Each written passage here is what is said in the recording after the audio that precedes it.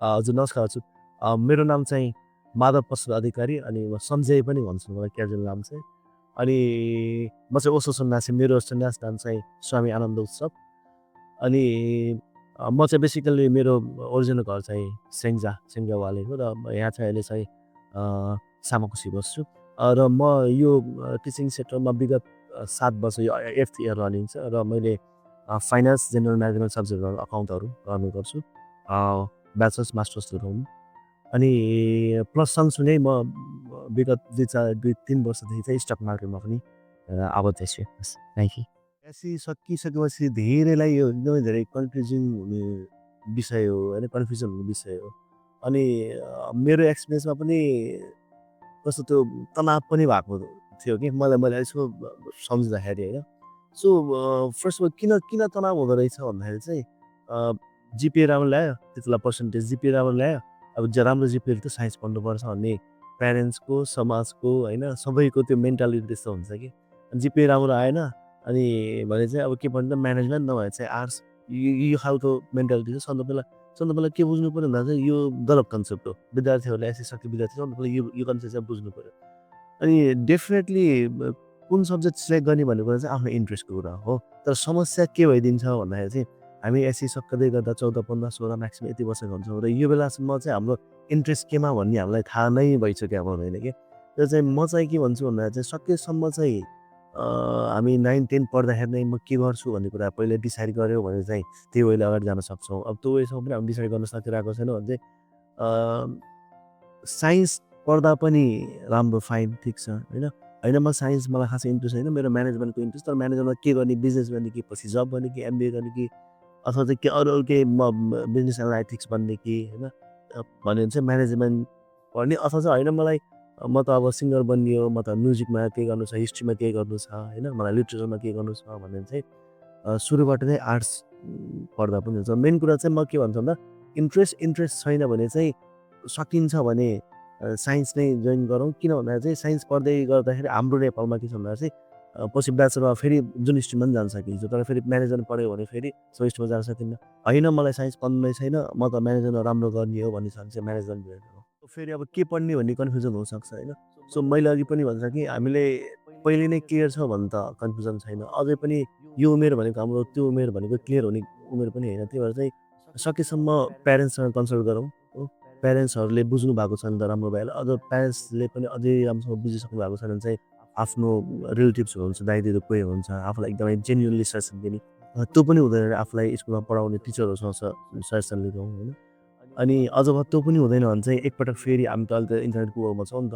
Google search, च्याटजिपिटी हाल्न भन्छ नि, यस्तो छ म कन्फ्युजन छु के गरौँ भन्दा त्यो पनि सपोर्ट लिन सकिन्छ होइन। अथवा चाहिँ के गरौँ भन्दा चाहिँ हामी जस्तै धेरै करियर काउन्सिलरहरू हुन्छन् कि होइन, जसले जेन्युनली सजेसन दिनुहुन्छ होइन। सो करियर काउन्सिलरहरूलाई पनि भेट्यौँ भने पनि हेर्दाखेरि के काउन्सिलिङ गर्नु पर्ला र जस्तो लाग्छ। तर सानो काउन्सिलिङले चाहिँ के हुन्छ लाइफको पाथ नै चेन्ज गरिदिन सक्छ। त्यही भएर चाहिँ म फेरि रिपिट गरेँ सकेसम्म त 9-10 मै हामीले डिसाइड गरौँ के बन्ने भनेर होइन। अब अझै पनि सकिँदैन, त्यो माइन्डमा आउँदैन भने चाहिँ रिलेटिभ्सहरूसँग, आफ्नो टिचर्सहरूसँग के गरौँ त सजेसन लिगौँ। होइन भने चाहिँ हामी जस्तो पर्सनल काउन्सिलरहरू हाम्रो मार्केटमा एभाइलेबल हुनुहुन्छ।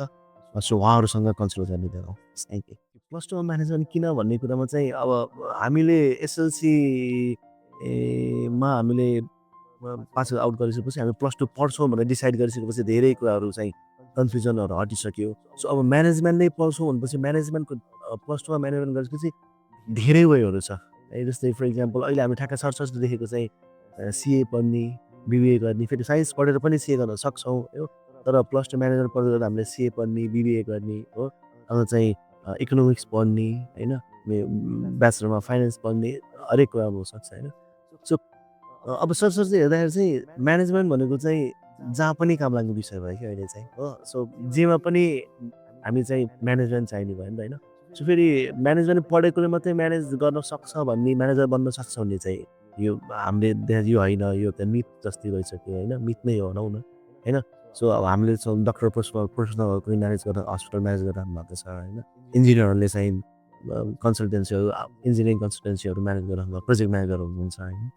सो अब प्लस टू म्यानेजमेन्ट पढिसकेपछि बेसिक नलेज म्यानेजमेन्ट हामीलाई थाहा हुनु भयो, जसले गर्दाखेरि चाहिँ पछि हामी फाइनेन्सको सेक्टरमा, अकाउन्टिङ सेक्टरमा, ट्याक्सको सेक्टरमा अथवा चाहिँ पछि हामी प्रोजेक्ट म्यानेजमेन्ट गर्ने सेक्टरमा होइन बिबिए गरेर एमबिए गरेर पछि हामी चाहिँ बिजनेस रन गर्ने कुराहरूमा होइन यसले चाहिँ हामीलाई चाहिँ हेल्पफुल हुनुभयो र अर्को चाहिँ वर्ल्ड वाइड पनि हामीले हेऱ्यौँ भने चाहिँ म्यानेजमेन्टको स्टडिजको इम्पोर्टेन्स चाहिँ पनि बढ्दो क्रममा छ अहिले होइन यसले चाहिँ जस्तै हामी त पढ्नेदेखि डेफिनेटली बिजनेस रन गर्न जब गर्न होइन सो जब गर्दै गर्दा हामीले म्यानेजमेन्टमा पढेको टर्म्स जुन टर्मिनोलोजिजहरू म्यानेजमेन्टको थियोरीहरूले होइन यसले चाहिँ धेरै काम गर्दो रहेछ होइन स्टुडेन्ट्सहरूसँग डिस्कस गर्दा पनि लोवर लेभलको कामहरू गर्दै गर्दा लोवर लेभलहरूको कामलाई क्याटेगोराइज गरेको होइन सुरुमा हामी इन्ट्री गर्छौँ अनि इन्ट्री लेभलको कामहरू गर्दा गर्दा त्यसले खासै इम्पोर्टेन्स नराख्दो रहेछ हो तर जब हामी ऱ्याङ्क बढ्दै जान्छौँ अलि हायर लेभलमा पुग्दै जान्छौँ अनि म्यानेजमेन्टको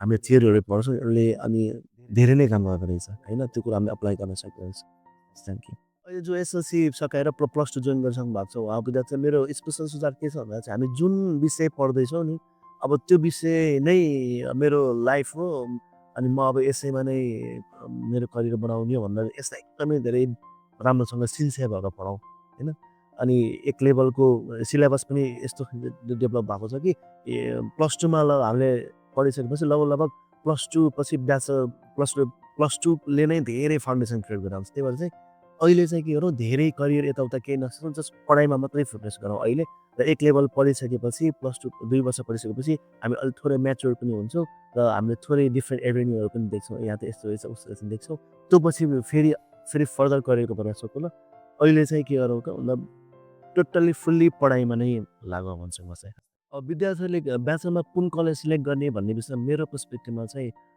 डेफिनेटली सबभन्दा पहिला हामीले फ्याकल्टी मेम्बर हेरौँ होइन फ्याकल्टी मेम्बर हेरौँ होइन अनि म्यानेजमेन्टको टिमहरू पनि हेरौँ एकाडेमिसियन हुनुहुन्छ कि हुनुहुन्न त म्यानेजमेन्टमा त्यो कुरा पनि धेरै नै म्याटर गर्छ हो अनि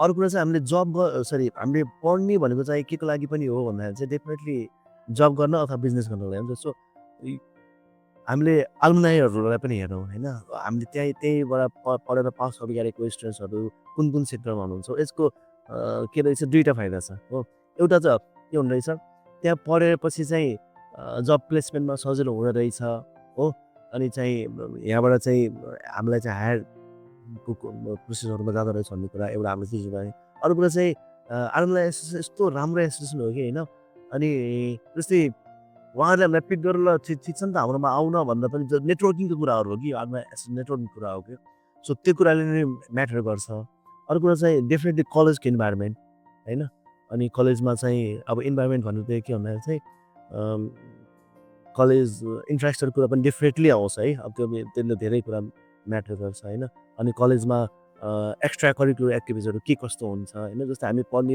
होला क्लासरुमको एक्टिभिटिज मात्रै अहिले हामीलाई यो अहिलेको एरामा हामीलाई पुग्दैन हो ट्रेनिङको सेसनहरू के भइरहेको छ हो अनि करियर डेभलपमेन्टको कुराहरू काउन्सिलिङको कुराहरू के भइरहेको छ होइन अनि हाम्रो एक्सपोजर कतिको पाइरहेको छ हामीले इन्टर्न गर्न पेड अनपेड इन्टर्नहरू कलेजहरूले एमओए साइन गरेर पठाएर आउनुहुन्छ नि त्यो कुराहरू पनि बुझ्न जरुरी छ होइन अनि अर्को कुरा चाहिँ फ्याकल्टी त मैले अघि नै भनिसकेँ फ्याकल्टीले पनि हामी एकदमै के गर्नुपर्दा फ्याकल्टीले पनि धेरै म्याटर गर्नुहुन्छ होइन किनकि फर इक्जाम्पल कुनै कलेजमा चाहिँ टियुबाट फ्याकल्टीहरू आउनुहुन्छ अथवा भिजिटिङ फ्याकल्टीहरू कोही टाइम एन्ड अगेन आइराख्नु भएको छ भने चाहिँ अनि हाम्रो त सुप्रिम बडी भनेको टियु हो नि त चाहिँ नेपालमा त होइन सो टियुसँग हामी एसोसिएट हुँदै गर्दा रिसर्चको कुराहरूको फाइदादेखि लिएर हो अनि पर्सनल टचमा हुँदै गर्दा नेटवर्किङको कुराहरूको फाइदा लिएर फाइदा डेफिनेटली सबभन्दा पहिला आफूमा क्यापेबिलिटी हुनु पऱ्यो फाइदा मतलब मैले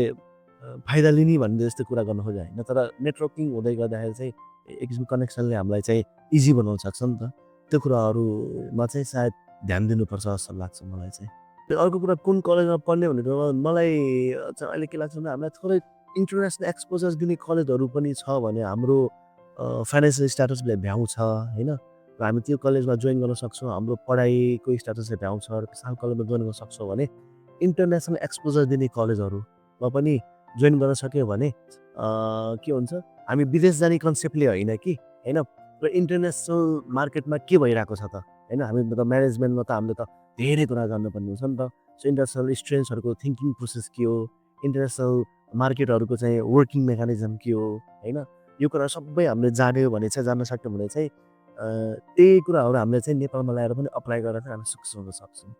त्यो कुरालाई पनि ध्यान दिनु पर्ला।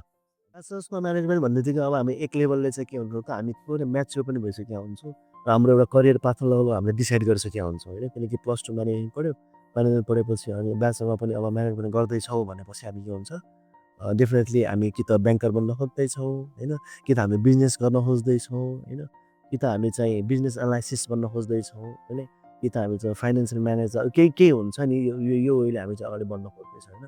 सो ब्याचलर म्यानेजमेन्टको अब हामीले नेपालमा सबसे हेर्दा चाहिँ म्यानेजमेन्ट के पढ्ने भन्दा बिबिए गर्ने कि बिबिएम गर्ने कि होइन, अनि बिबिएस गर्ने कि होइन, यो कुराहरू हुन्छ होइन। सबैको आफआफ्नो के छ त महत्त्व छ, आफआफ्नो सबै स्टुडेन्ट्सको आफआफ्नो के छ त महत्त्व छ होइन। सो ब्याचलर म्यानेजमेन्ट गरिसकेपछि अब हामी चाहिँ हाम्रो एउटा करियर चाहिँ फोकस गरिसक्यो हामीले होइन। अघि मैले भन्नु जस्तै सो आफ्टर म्यानेजमेन्ट के हुन्छ ब्याचलर म्यानेजमेन्ट हामी चाहिँ कि त काममा जान्छौँ कि त हामी चाहिँ गर्छौँ त एमबिएतिर जान्छौँ होइन। अब म्यानेजमेन्ट गरिसकेपछि अर्को नेपालमा एउटा फाइदा चाहिँ मैले देखेको फाइदा चाहिँ के छ भन्दा चाहिँ ब्याचलर हामीले म्यानेजमेन्ट पढ्दै गर्दा चाहिँ पछि हामी सरकारी जागिरतिर लोकसेवातिर गयौँ भने होइन, अनि ब्याङ्किङ सेक्टरमै हामीले सरकारी ब्याङ्कतिर, राष्ट्र ब्याङ्कतिर होइन, इभन परराष्ट्रतिर पनि हामीले अथवा चाहिँ यता जति पनि भनौँ न गभर्मेन्टको जबहरू हुन्छ नि लाई हामी कम्पिटेटिभ इक्जाममा भाग लिँदाखेरि म्यानेजमेन्टको स्टडिज चाहिँ धेरै नै हेल्पफुल हुँदो रहेछ होइन। त्यो किनकि अब सिलेबसहरू पनि हामीले हेऱ्यो भने चाहिँ धेरै सिलेबसहरू चाहिँ म्यानेजमेन्ट फोकस सिलेबसहरू बढी हुन्छ होइन। बाँकी एक दुईवटा कुरा एक्स्ट्रा त हामीले चाहिँ एक्स्ट्रा पनि पढ्छौँ होइन। त्यो भएर चाहिँ ब्याचलर म्यानेजमेन्टलाई अघि मैले भने जस्तै हामी चाहिँ म्यानेजर बन्न खोज्दैछौँ, ब्याङ्कर बन्न खोज्दैछौँ होइन, अनि हामीले एउटा कुनै बिजनेस रन गर्न खोज्दैछौँ, कुनै अफिसमा जब गर्न खोज्दैछौँ, इभन सरकारी जागिरमा जाँदैछौँ भने चाहिँ ब्याचलर म्यानेजमेन्ट चाहिँ बेस्ट अप्सन हुनसक्छ। +2 सकाएर ब्याचलर जोइन गरिदियो भने चाहिँ उहाँहरूलाई मेरो सुझाव के अरे कलेज सिलेक्सन गर्दाखेरि डिफ्रेन्ट प्यारामिटरको कुराहरू अघि हामीले गरिसक्यो होइन।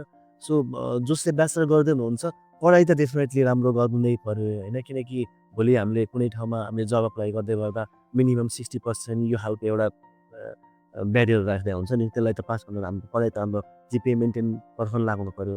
सँगसँगै स्किल्स डेभलपमेन्ट पनि गरौँ हो। जस्तै फर इक्जाम्पल कम्युनिकेसन स्किल्सहरू भयो हो, हामी कुन सेक्टरमा जाँदैछौँ भोलि होइन, अकाउन्टिङ स्किल्स होला होइन, अनि पब्लिक स्पिकिङ स्किल्स होला होइन, पर्सनालिटी डेभलपमेन्टको स्किल्स होला होइन, अनि डिफ्रेन्ट स्किल्स आफूले कुन सेक्टरमा जान हामी खोज्दैछौँ नि। अब त अहिले त एआईको स्किल्स पनि डेभलप गर्नुपर्ने के छ त नेसेसिटी छ नि त अहिले होइन। एआई हामीले जानेन भने त धेरै भयो हामी पछि पर्छौँ होइन।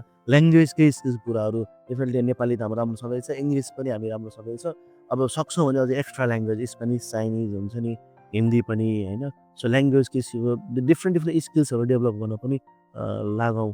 जसले गर्दा पछि हामीलाई चाहिँ हाम्रो करियरको पाथमा चाहिँ धेरै नै बेनिफिसियल हुन्छ। हामी चाहिँ कम्पिटेटिभ एडभान्टेज लिनको लागि पनि एकदमै धेरै सजिलो हुन्छ। प्यारेन्ट्ससँग फेरि हामीले काउन्सिलिङ गर्दै गर्दा अथवा के एउटा समस्या मैले देखेको के हुँदोरहेछ यो बायसनेस पनि बढी हुँदोरहेछ कि।